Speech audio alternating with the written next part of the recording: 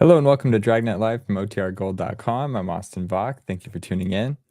This is your first stream. We're here every Monday, Wednesday, and Friday at 9 a.m. Pacific, listening to one episode of Dragnet until we have listened to all 310 episodes currently available. Shout out to Addie, Film Noir Buff, Laura, 7B, and AZ. Thank you for being here. Today we're going to be listening to episode 101. It is about, as it says in the description, dang it. I didn't put the synopsis in the description for that one, so my bad. I guess we're going to have to figure out what it is as we listen to it together. It was originally broadcast May 17th, 1951.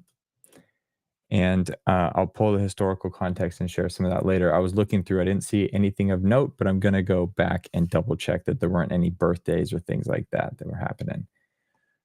If you want to participate in chat, please subscribe to the channel.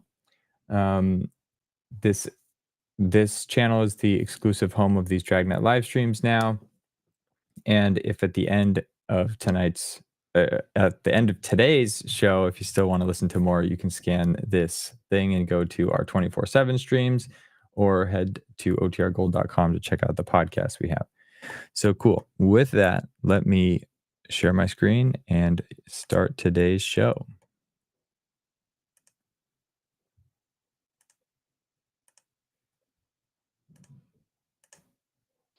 Fatima Cigarettes is proud to present its Academy Award-winning radio program.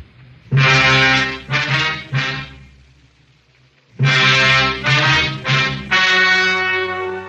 story you are about to hear is true. Only the names have been changed to protect the innocent. Fatima Cigarettes, best of all long cigarettes, brings you Dragnet.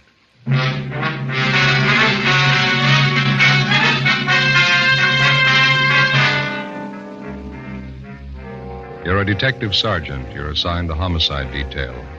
A young mother is murdered in bed while her 7-year-old son sleeps by her side. The killer was vicious and cunning. Your job? Get him. You'll be amazed when you compare Fatima with any other king-size cigarette. The size is the same. They now cost the same. But in Fatima, the difference is quality. You see, Fatima is the quality king-size cigarette because it contains the finest domestic and Turkish tobaccos superbly blended. And Fatima is extra mild with a much different, much better flavor and aroma than any other long cigarette. So compare Fatima yourself. Fatimas now cost the same as other long cigarettes, but your first puff will tell you... Ah, that's different. Yes, in Fatima, the difference is quality. Buy Fatima. They're extra mild, with a better flavor and aroma. Smoke Fatima, the quality king-size cigarette. Fatima, best of all long cigarettes.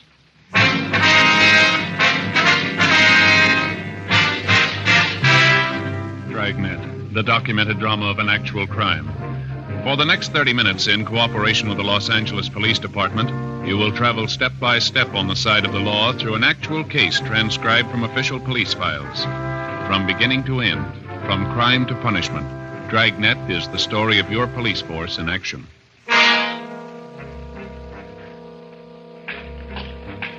It was Monday, July 9th. It was warm in Los Angeles. We were working the night watch out of homicide detail. My partner's Ben Romero. The boss is Thad Brown, chief of detectives. My name's Friday. It was 11:25 p.m. when we got to 543 West Bixel Street. Front door. Homicide? That's right. This is Friday. My name's Romero. Klein, Unit 69. How are you? Partner's Thomas. He's in with the victim's mother and son. Back this way, sleeping porch. Okay. What's the story? Yeah, really a nasty mess. Looks like a shotgun. Victim's face is half gone. What's the name? Josephine Stevens, 28 years old. What do you got so far? Not much. Her mother's in a state of shock. Talked to the young boy for a minute. Pretty terrible. Here's the sleeping porch. Dear God. Yeah. You got a little kid by her side. It knocks the props out from under you. What do you got on it? Seems as Josephine Stevens and her 7-year-old boy was sleeping in the bed when it happened. Haven't been able to fill it all out yet, but from what the youngster told us, it happened about 30 minutes ago. I'd say it was a shotgun, too, wouldn't you, Joe? Yeah, looks like it. You can see by the head of the bed here. It looks like shotgun pellets. Yeah. The screen in the door here looks like it was recently torn. Yeah, Thomas and I noticed that, too. We made an immediate search of the area. Didn't turn up anybody. Backyard, round the side, shrubbery. Didn't find anything. Yeah? We were careful not to step off onto the soft earth anywhere around. Didn't want a chance destroying any prints or anything. That's fine. Did you talk to the girl's mother at all, Klein? Very little. She's still hysterical. Doesn't seem to know what she's saying. Couldn't tell us very much. Yeah, well, let's step into the next room, huh? Room's just the way we found it. Nothing out of order. Dresser drawers are all closed. Room hadn't been prowled. No, it doesn't look like the work of a burglar or a prowler. Well, a burglar or prowler wouldn't be carrying a shotgun either, would he? The only thing Thomas and I found were a cut in the screen, the gate around the side of the house there. It was open. Crime lab been called? Haven't had time to do it right now. No, never mind. I'll take care of it. I want to call in anyway. Do they have a phone here? Right in the kitchen there on that table. Okay, thank you. I figure we could use some help, don't you? Yeah. Right there to your left. Yeah, I see it. Thank you.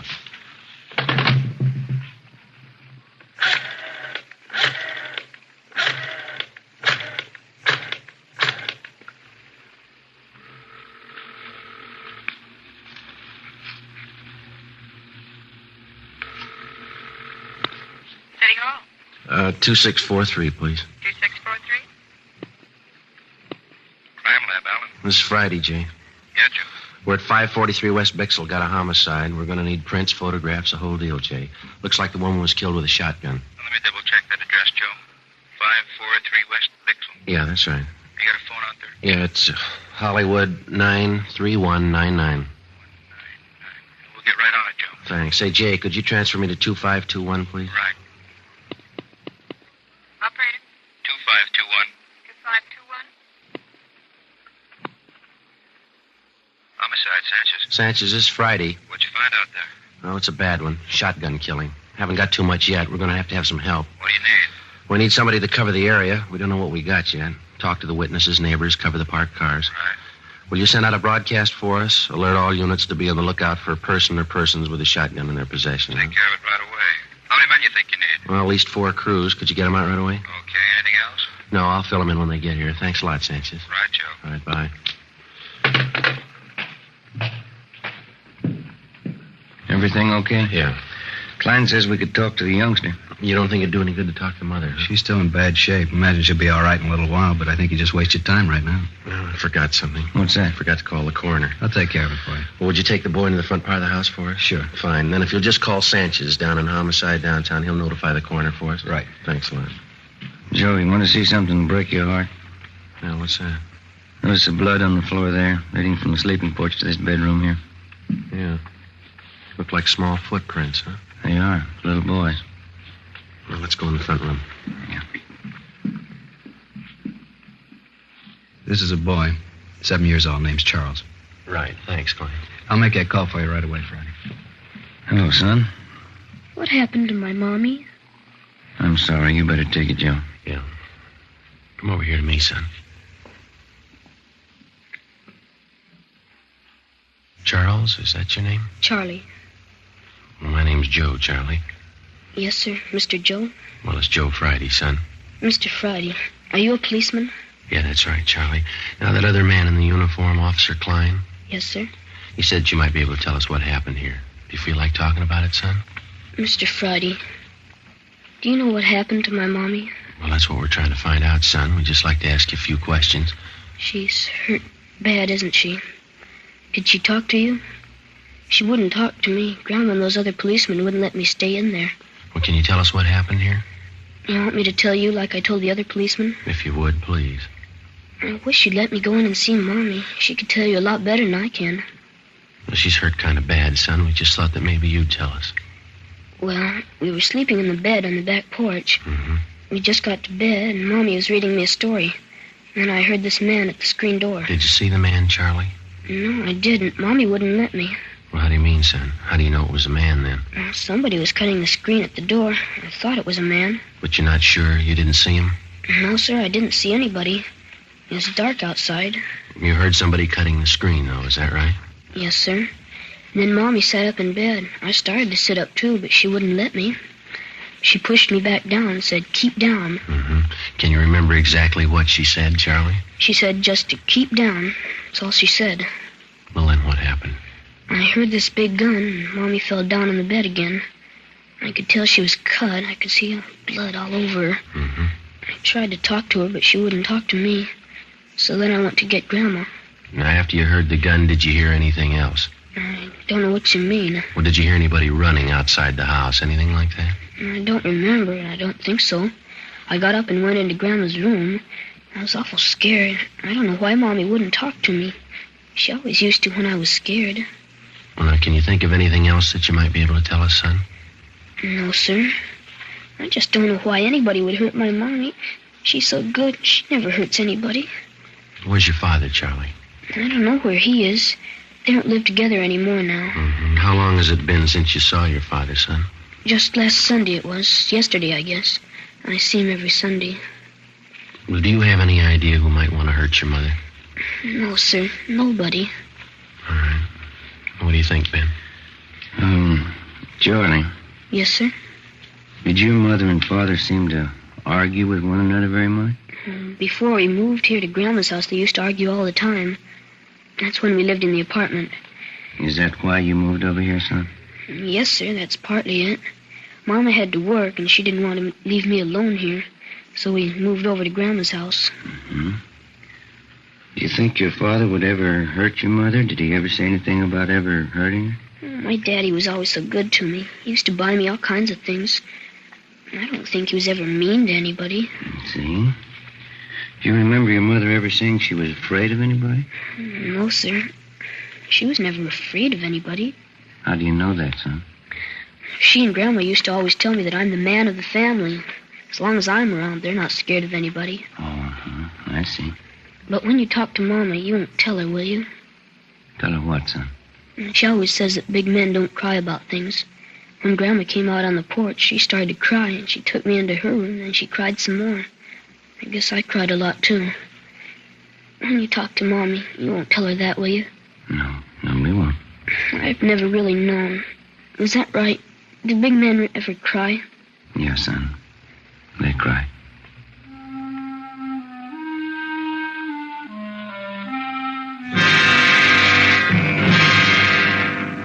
$11:45 p.m. The crime lab men arrived and went to work. They found 3 shotgun pellets embedded in the wall to the right and above the head of the victim's bed. 2 additional lead pellets were removed from the bedstead above the pillow on the right side of Josephine Stevens' bed. This fact, in conjunction with the position of the hole ripped in the screen door, proved that the victim was sitting up in bed at the time of the shooting. This fact, too, showed why the 7-year-old boy lived and his mother died. Further investigation showed that the fatal shot was fired from outside through the hole in the screen door. The search of the surrounding area failed to yield the murder weapon or any additional physical evidence. The neighbors were all checked. They could add nothing to what we already knew. The few who had heard the blast from the shotgun thought it was backfire from a passing car. Units in the area of the murder picked up 14 possible suspects on the street and in the neighborhood at the time of the killing. They were all checked out and cleared of any connection with the crime. Josephine Stevens' mother, Mrs. James Edwards, was in a near state of collapse, but she managed to give us a statement. Her story corroborated that of 7-year-old Charles Stevens. Supplemental broadcasts and an all-points bulletin were put out to try and locate the killer. Ben and I drove over to 1543 East Workman Street to check out the husband of the murdered woman. Well, this is it, huh? Yeah, White House here. All right, let's go.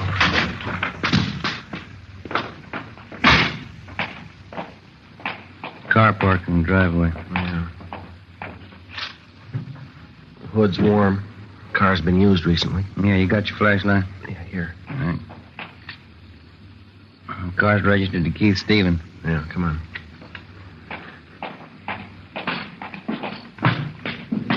Lights are on inside, huh? Yeah.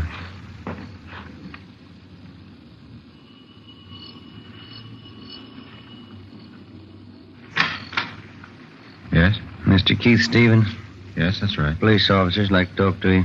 Want to come in? Yes, sir, thank you. What's the trouble, officer? When's the last time you saw your wife, Stevens? Why? Well, when did you see her last?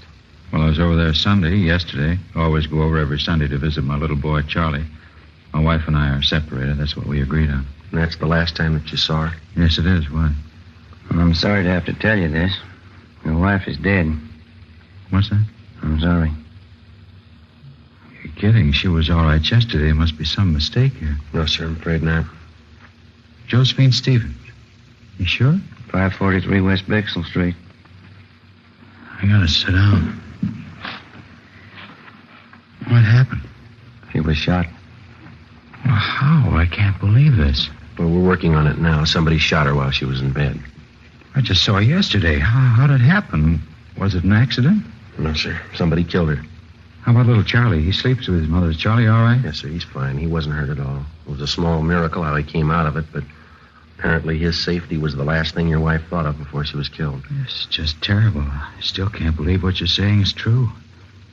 Who in the world would do a thing like this? We want to know that, too. We need your help. Well, where's my boy? I better go right over and see my boy. He's in good hands with his grandmother. We just want to ask you a few questions, and then you can go right over and see him. All right. You gotta get whoever did this terrible thing. Yes, sir. We're going to try.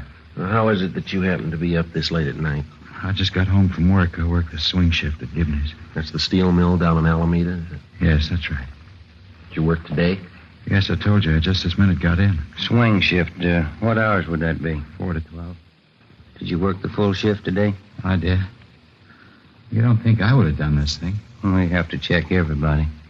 Is there somebody out at the plant that can verify the fact that you were out there during the entire shift today? Yes, my lead man and I always punch my time card in and out. How do you get to work? I drive. My car's right outside there, blue Chevy. Do you own any firearms? No, I don't. You ever owned any? No, never have. Didn't want to gun around with a boy. I see. You live here alone? No, since the wife and I split up, I live with another fella here. Mm-hmm. Where is he tonight? He's out somewhere, usually home when I get here. Do you have any idea where he might be? Does he go out much? He goes out quite a bit. He's going with some girl. Might be at a movie or something like that. Does he know your wife? Well, not too well, no. I think I took him over to the house one Sunday. He met my son, Charlie, and my wife. Try to take it easy, Mr. Stevens. Oh, I'm sorry. It's kind of hard to take. Yes, sir, we understand. This man that you live with here, what's his name? Carl Walters. Where'd you know him from? He advertised in the papers. He said he wanted somebody to share a small house with him. I answered the ad, and we seemed to hit it right off from the start. He's okay. What do you know about him? I know enough to know he's all right. I wouldn't want to get him mixed up in this. Well, has this Walters ever been in trouble? Has he ever been arrested? Not that I know of. He's a good guy. Fine Army record. I see. Have you ever been arrested? No, sir, I never have. Any kind of an arrest? Misdemeanor, anything like that? Never. You never been in jail for any reason? No, sir, never have. I had traffic tickets, but I've never been in jail for any reason. I always paid my fines, never had any trouble. Have you any idea who might want to do a thing like this? No, no one. How did it happen? Did they break in the house? No, it wasn't burglary or anything like that. Somebody just wanted to do away with your wife. If you can think of anybody who might do a thing like this, it'd help. You know, we've been separated for a while. Maybe she took up with someone who'd do something like this. I wouldn't know. I can't think of anybody I know that'd do this. I see. She and I have had our ups and downs, or we wouldn't be apart. We argued time and again over the custody of Charlie, but nothing serious. Can't tell you what a shock this is to me. You say that you don't own a gun. Do you know of any of your friends or hers that might? No, I can't think of anybody. Well, this fella Carl Walters, what can you tell us about him? Now, please, he's all right. He certainly had nothing to do with this. Well, we just want to be sure to check everybody out. If you can tell us, it may save him some embarrassment. Well, I realize you have to be sure, but please believe me, he's all right. You say he doesn't know your wife at all? No, just that one meeting. You're sure he couldn't have had any part in that? Absolutely sure. Mm-hmm. What kind of a fella is he? Oh, average guy, I guess. Likes to swim, plays a little golf. Always wants me to go out camping or hunting with him. Do you ever go with him? No, I haven't so far. He wants to go on weekends, and I like to see my son on Sundays, like I said. What does he hunt, do you know? He's not much of a hunter, really. He just likes to go out for ducks once in a while. Does he keep his equipment here? No, he doesn't, over at his father's house. Does he ever hunt for anything besides ducks? No, I'm positive about that. He's always saying how he never could shoot a deer. Says he gets buck fever. Can't say I blame him. He ever tell you what kind of a gun he had? No, not that I recall.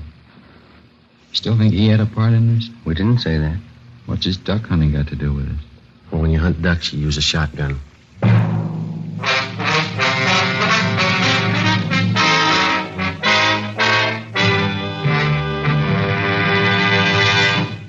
You are listening to Dragnet, Authentic cases from official police files. And now, let's look at our Fatima files. Listed under K. Kelly, Nancy Kelly, famous actress. She says, Between scenes, I like to relax in my dressing room and light up a Fatima. They have a really different flavor, and they're extra mild. Friends, more smokers now insist on king-size Fatimas than ever before. Because in Fatima, the difference is quality. quality of tobaccos. The finest domestic and Turkish varieties, extra mild, superbly blended, to give you a much different, much better flavor and aroma. Quality of manufacture. Smooth, round, perfect cigarettes. Rolled in the finest paper money can buy. Manufactured in the newest and most modern of all cigarette factories. Quality, even to the appearance of the bright, clean, golden yellow package, carefully wrapped and sealed to bring you Fatima's rich, fresh, extra mild flavor. So, if you smoke a king-size cigarette, compare Fatima. You'll find they now cost the same, but your first puff will tell you, Ah, that's different. yes, in Fatima, the difference is quality. Buy Fatima. Smoke the quality king-size cigarette. Fatima. Best of all long cigarettes.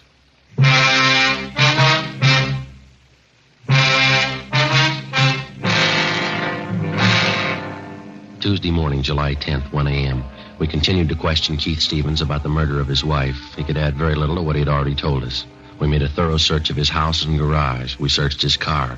We found nothing that would incriminate him in any way. 1:37 a.m. Carl Walters, the man who Keith Stevens lived with, returned home. We retraced his steps for the night of July 9th. All his time was accurately accounted for. We talked with his father. We were told that the shotgun had not been used for about 10 months, since last duck season. We looked at the gun and noticed that it was covered with lint and had not been recently fired. We talked to the plant foreman at Gibney Steel Mill. He verified the fact that Keith Stevens worked his full shift on July 9th and did not leave his job until 12 midnight. At this point, both men were clear of any complicity in the murder of Josephine Stevens. Tuesday, July 10th, 8 a.m.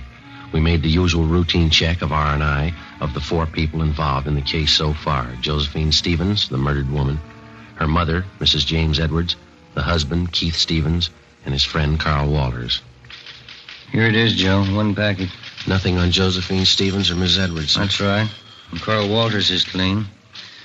He kind of makes a liar out of the husband, Keith Stevens. It's his package. Yeah, or he forgot. Well, let's see. Keith Stevens. Here's the arrest report, one only. Let's see. It's 4127A. Yeah, picked up from drunk charge. He didn't forget, Joe. This was on June 7th, last. Yeah, let me look at that officer's statement, huh? Mm-hmm. Let's see. Above suspect was picked up in the company of co-defendant Michael Duff, booking number 8023. Both suspects were drunk and disorderly at time of arrest. Their condition was such they were unable to care for themselves. No, he didn't forget. Hey, Mary. Yes, sir? Pull this package for us, will you, please? Booking number 8023. Give us a mug if he's got one, huh? What was that arrest date? June 7th, 51. Thank you. Well, it's an outside chance. He lied once. Maybe he'll lie again. What do you suppose he was trying to prove by not telling us about this? Oh. Here you are. Oh, thank you, Mary.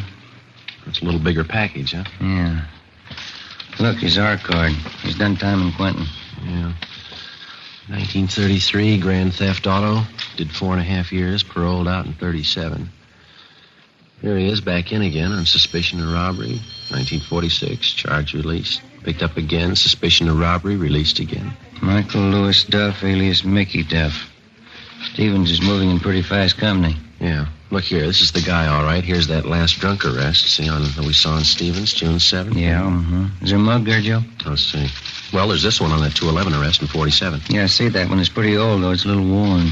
Kind of hard to see. Let's check that last arrest report on the drunk charge. Maybe we got one of those auto photo strips. That ought to do it. I hope so.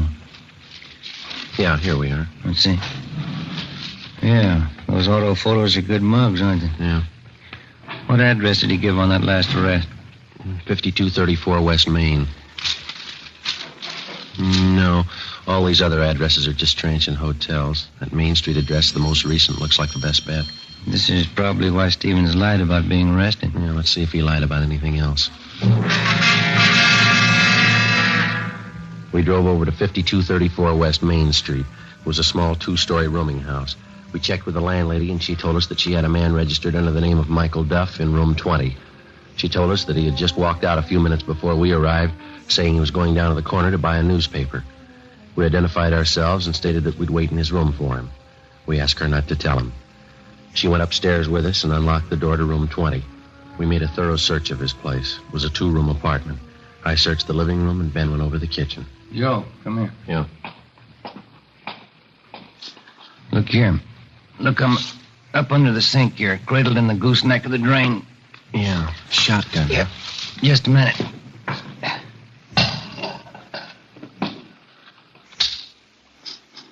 It's been fired recently. No. And this much fits in. These don't. Found him in the pocket of one of his coats in the closet there. 12-gauge shotgun shells. Where'd you find them? In the pocket of a dress suit? It doesn't fit, does it? Not unless he's the best-dressed hunter in town. Sounds like he's back. Yeah. Get your hand out of that pocket, police officers. What's going on? Keep your hands out and open. Stand still. Here, Joe. You want to take this? Yeah. What are you doing carrying a gun, Duff? Anything wrong? You know better than that. What'd they tell you when they paroled you? That was a long time ago. They haven't changed the rules. I don't know what you're doing here in the first place. Go on over there and sit down. All right, if that's what you want. That's what we want. Move. Right now, do you want to tell us about it? About the gun? About both of them. This shotgun here on the table and this one I got in my hand. Well, you found that old shotgun, huh? We found it. I haven't used that old thing for years. Just kept it as a keepsake. Haven't fired it for a long time. Don't even have any shells for it anymore. Except these two, huh? I don't know where those came from. Look, Duff, you're an ex-convict. We find 2 guns in your possession. Now, let's don't play games. Tell us about it. I haven't got anything to tell you. I would if I did. I just had a long talk with Keith Stevens. What'd he have to say? Never mind what he had to say. Let's hear your side of it. You wouldn't try to kid me, would you? Now, you listen, fella. We just came from a house over on Bixel Street. There's a woman lying in bed over there that took a blast from a sawed-off shotgun. If you own a shotgun, it's been recently fired. You lied. You said you hadn't fired it. You said you didn't have any shells for it. Well, here they are. Now, look, they fit, don't they? Take a good look at it, mister. There's only one thing missing. Who pulled the trigger? Let's have it, Duff. Did Stevens tell you? We'll ask the questions. Now, come on. All right. I did it, but I did it for Stevens. Told me he'd give me $1,000 if I kill his wife for him. I haven't been paid yet. I'm still waiting to get paid off. You won't have to wait any longer. We took Michael Duff downtown together with a murder weapon. He gave us a full confession stating that Keith Stevens had offered to pay him $1,000 for the murder of his wife. He said that he and Stevens had planned it together. 1:30 p.m., Tuesday, July 10th. We drove out to pick up Keith Stevens. What else could I do? Is that how you justify the murder of your wife? It was her fault. If she'd have just tried to be reasonable, this never would have happened. People settle these kind of problems every day, and they don't use a shotgun. You wouldn't understand. Unless you got a son, you'd never really understand why I did it. I've got a son. I don't understand. And you don't love him like I do. Couldn't stand the thought of never seeing him, having her take him away from me. And that's the way you want us to put it down.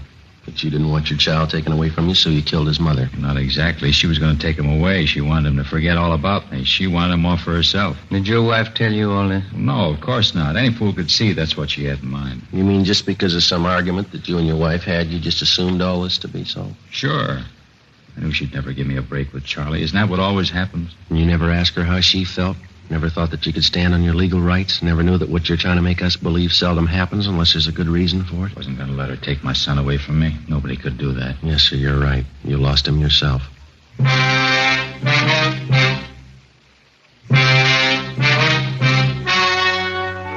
The story you've just heard was true. Only the names were changed to protect the innocent. On October 15th, trial was held in Superior Court, Department 84, City and County of Los Angeles, State of California. In a moment, the results of that trial. And now here is our star, Jack Webb. Thank you.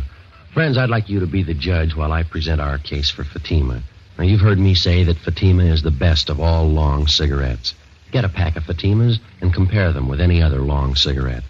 Side by side, I'll admit a Fatima looks the same as any other king-size cigarette. But when you smoke them, you'll find a world of difference. In Fatima, that difference is quality.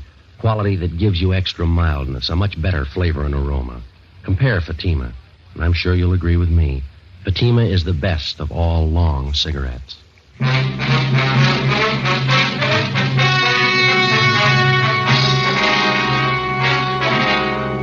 Keith Edward Stevens was convicted of murder in the first degree and received a life sentence. He is now serving his time in the state penitentiary.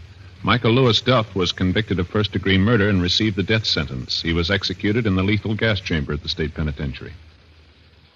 Dragnet wishes to thank Sheriff Brian Clemens of the parish of East Baton Rouge, state of Louisiana, for the appointment of Sergeant Joe Friday and Sergeant Ben Romero as honorary deputy sheriffs. Our sincere thanks to Sheriff Clemens.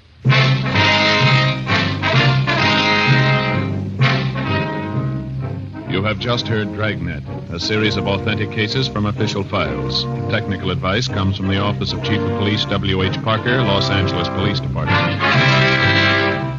Fatima Cigarettes, best of all long cigarettes, has brought you Dragnet, portions transcribed from Los Angeles.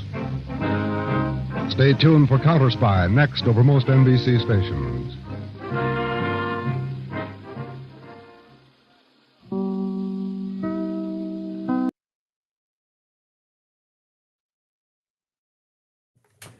All right. Sometimes I don't know how to come back into these things. Like, I hope you enjoyed that. Good episode, or I don't know what to say. Help me with like a good transition when something really sad happens in the episode, and then like how do we just go back into like, all right, guys. Anyway, that's what I'm using today. All right, guys. Hope you enjoyed that episode.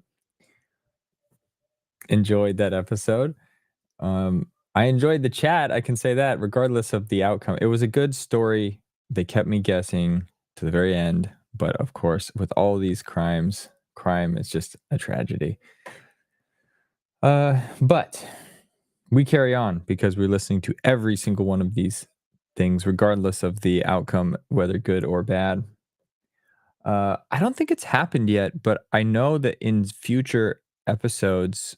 several future episodes, they don't get the criminal. Like the case just goes unsolved, and that's a reflection of actual police work sometimes. So I'm glad we haven't hit one of those yet, where it's been something horrible and then like, oh, case closed. I guess like we got to move on. Like we didn't find the person. Let's see what you guys have here. You guys say, well, that was fun. Is that a transition recommendation for me? Or just get back on and say, well, that was fun. Sad but interesting. Eddie. Hi, hope you're not too depressed now. Yeah. That's right. Just change the topic immediately. Come back on and say, those Yankees, right? Anyway. Well, great. So we don't have anything else until Friday. Friday's the next stream. It's going to be Friday at 9 a.m. listening to Dragnet. Next week, though, we do have a member-only stream Wednesday night. That's the third Wednesday of the month. That's when we're doing those. Addie has picked the episode. It is a Tales of Texas Ranger show. And then also a public stream that I'll be working on. Joshua recommended it, and we're going to do like a Christmas-themed one.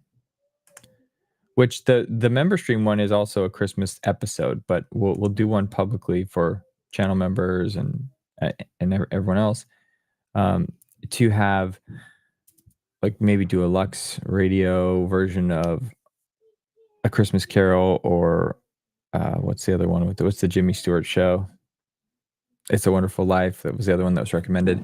If you have another great Christmas episode of your favorite old time radio show, doesn't matter what it is, please leave it in the comments and I'll look through them and we'll pick one or two, probably make like an hour-long stream and maybe do a double feature. I started editing together my Peggy Weber interview yesterday. I think what I'm going to have two versions of that video. One is going to be just like the as close to unedited as possible. There's like 3 hours of content, so I am trimming out silence to keep it like a tight, as tight as possible. But then that'll be like over an hour long video. So I will have another one that is just like the greatest hits of, the most interesting bits from that interview. So stay tuned for that. That's a work in progress. But great. Okay. Well, thank you all for being here today. I wish you all a great Wednesday, and I hope to see you again on Friday. Talk to you later.